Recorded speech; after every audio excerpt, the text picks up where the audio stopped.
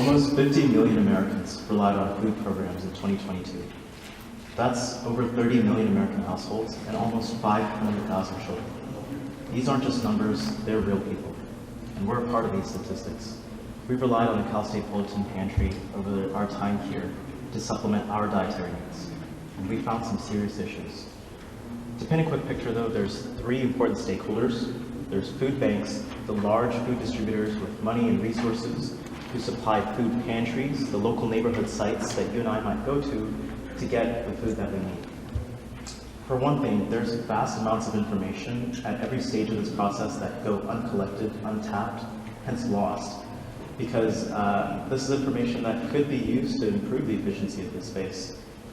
For two, we find that food pantries provide a uniformly substandard experience to the community. People have to wait hours in line for a limited time slot and often receive just a prepackaged bag of goods that they weren't allowed to choose for themselves, hence often goes to waste.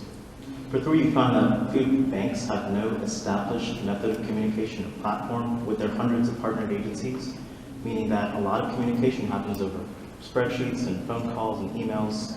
We're trying to address all of these issues with one software platform known as Bagette.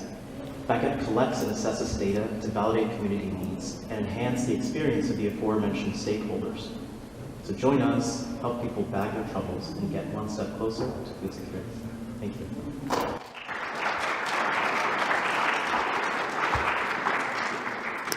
Okay, judges, questions? How does platform work? How does a food bank or teacher support? Right. So when I say platform, it's going to be tripart in the sense for users, for the community, it would be an app.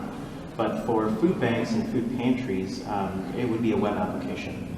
And obviously there'd be access controls. But for food banks, the people primarily using it would be supervisors. They have a set number of supervisors that work with their roughly 100 to 150 food pantries. And at the food pantry level, it would be the pantry director. Cal State Fullerton has one. Bernadette Legas, so that's kind of how we work as far as access. All the questions of that form. Am I entering the inventory or am I matching it to my nutrient needs from nutritional needs? Yeah, so are you referring to at the pantry level or at the user level? It's both. Okay, so at the pantry level is where inventory management is very critical.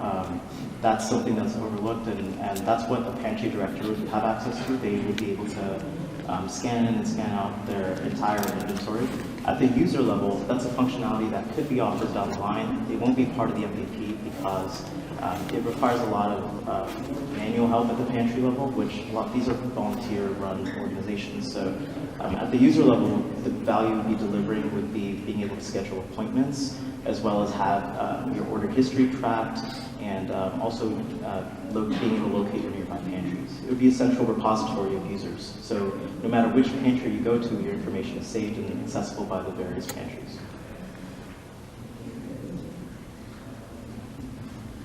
Judges, 2 more questions.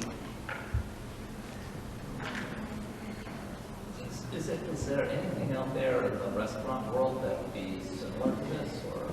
Yeah, unfortunately, if you're talking specifically about restaurants, no. We have competitors in the space. There's differences, obviously very few differences, but our competitors would be Pantry Soft.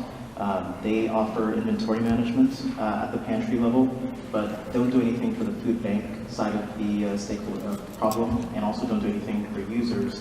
Well, there's some appointment management that they offer, but the other competitor that we find to be big is Meal Prep, which is offered by Feeding America, a large food insecurity platform organization.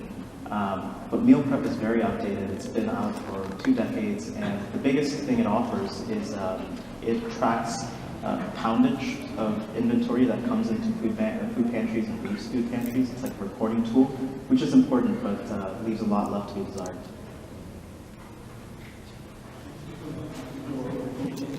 Tom? Then how are you going to make money with the app? Yeah, so this is important, and we will not be making money off of the community, and oftentimes not even off of the pantries.